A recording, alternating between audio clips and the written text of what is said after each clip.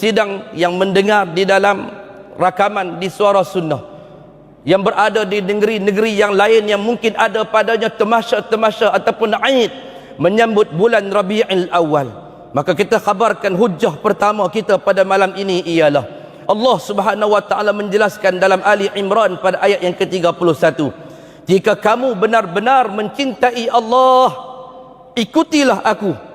Perkataan yang akhirnya dibaca oleh baginda Nabi kita Muhammad sallallahu alaihi wasallam, katakanlah wahai Muhammad kepada mereka, jika mereka mencintai Allah Subhanahu wa taala, fattabi'uni yuhibbukumullah, ikuti aku, kata Nabi sallallahu alaihi wasallam. Kata Allah Subhanahu wa taala di atas lisan baginda Nabi kita Muhammad sallallahu alaihi wasallam, ada padanya perkataan yang dinamakan dengan ittabi'. Ini kita sebutkan, ada padanya apa yang dikatakan dengan yuhibbukumullah, pasti akan dicintai oleh Allah Subhanahu wa taala.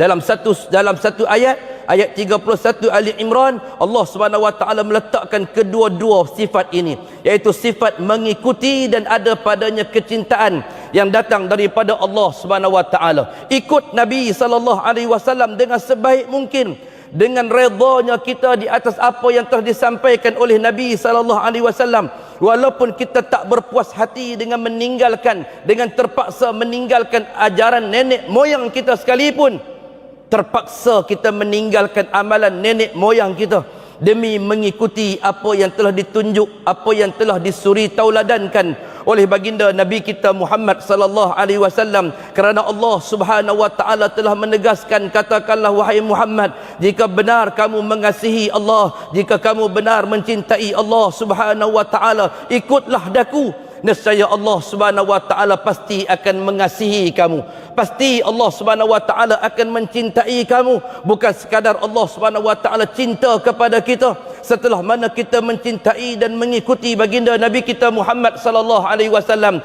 tetapi Allah Subhanahu wa taala melanjutkan firman-Nya, wa yaghfir lakum dzunubakum.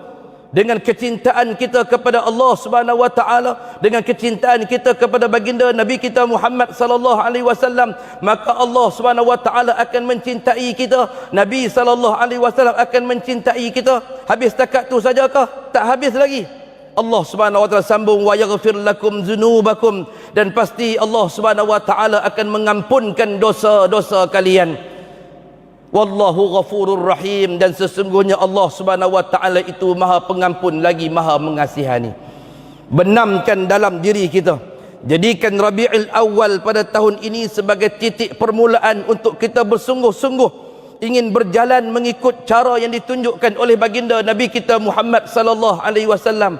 Walaupun kita dikutuk, walaupun kita dihina, walaupun kita dicercah. Contohnya kita baru beli rumah baru sebagai contoh, ataupun anak kita baru beli rumah baru sebagai contoh, tiba-tiba dah beli rumah baru, masuk rumah baru, tiba-tiba kita mengadakan padanya bacaan suratul Baqarah. Karena kita mendengar Nabi sallallahu alaihi wasallam menyatakan dalam hadis yang sahih yang diriwayatkan oleh Al-Imam Al-Bukhari dan Muslim, iqra'u zahrawain, bacalah kamu dua surah yang diumpamakan seperti dua kuntuman bunga yang cantik. Karena kata Nabi sallallahu alaihi wasallam, orang yang membaca dua surah yang diumpamakan dengan kuntuman bunga yang cantik ini akan datang pada hari kiamat Allah Subhanahu wa taala dalam bentuk awan yang jernih yang duduk bernaung di atas kepala kita, menaungi kepanasan sejengkal matahari di atas kepala kita pada hari kiamat Allah Subhanahu wa taala bagi mereka yang gemar membaca dua surah ini. Dua surah ini ialah Al-Baqarah dan juga Ali Imran. Dalam hadis sahih yang lain kata Nabi sallallahu alaihi wasallam, rumah yang dibacakan padanya surah Al-Baqarah, maka syaitan tidak akan memasukinya. Maka anak aku beli rumah baru, aku galakkan kepada anak aku untuk membaca suratul Baqarah. Panggil kawan-kawan tak mampu baca surah nak habis 3 juzuk, kemudian kita panggil, kita agihkan helaian beberapa lembaran, hang baca 2 muka surat, hang 2 muka surat, 2 muka surat. Akhirnya bergema bacaan suratul Baqarah, habis semua bacaan suratul Baqarah. Kemudian ada orang kampung pemain, hang ni main mazhab mana pula ni, baca surah Baqarah. Dia kata pasal apa? Orang tak nak baca surah Baqarah masuk rumah baru ni. Habis baca apa? Baca Yasin. Oh, dia kata semua Yasin. Dia kata kita semua Yasin. Orang Melayu dan Yasin berpisah tiada. Mati pun Yasin, nak berangkat ke umrah pun Yasin, nak berangkat menunaikan haji pun Yasin, masuk rumah baru pun Yasin, anak nak ambil paisa pun Yasin, semua Yasin. Melayu dan Yasin berpisah tiada. Hadirin hadirat yang dimuliakan Allah Subhanahu wa taala, mai malam Jumaat pun Yasin juga. Pasal apa baca suratul Kahfi? Nabi SAW baca suratul Kahfi. Dialah Nabi kata, dialah betul aku pun mengaji, tapi Yasin tak boleh tinggal. Yasin jangan tinggal. Ni amal. Orang tua kita dulu dia tak tinggalkan amalan dekat anak cucu kita ni.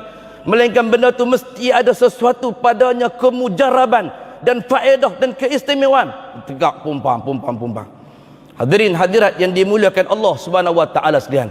Rabiul Awal menjadi titik permulaan untuk kita menjalani dan mengikuti manhaj yang ditinggalkan oleh baginda Nabi kita Muhammad sallallahu alaihi wasallam. Peruntukkan kepada kita setiap apa yang kita pelajari dan apa yang kita ketahui daripada amalan yang dicontohkan oleh baginda Nabi kita Muhammad sallallahu alaihi wasallam, walaupun terpaksa meninggalkan amalan yang ditinggalkan oleh nenek moyang kita, demi memastikan ada pada diri kita kecintaan kepada Rasulullah sallallahu alaihi wasallam dengan mengikuti baginda Nabi kita Muhammad sallallahu alaihi wasallam yang telah dijamin oleh Allah Subhanahu wa taala bahawa kita pasti akan dicintai oleh Allah. Bukan sekadar dicintai oleh Allah, bahkan kita akan diampunkan dosa-dosa kita.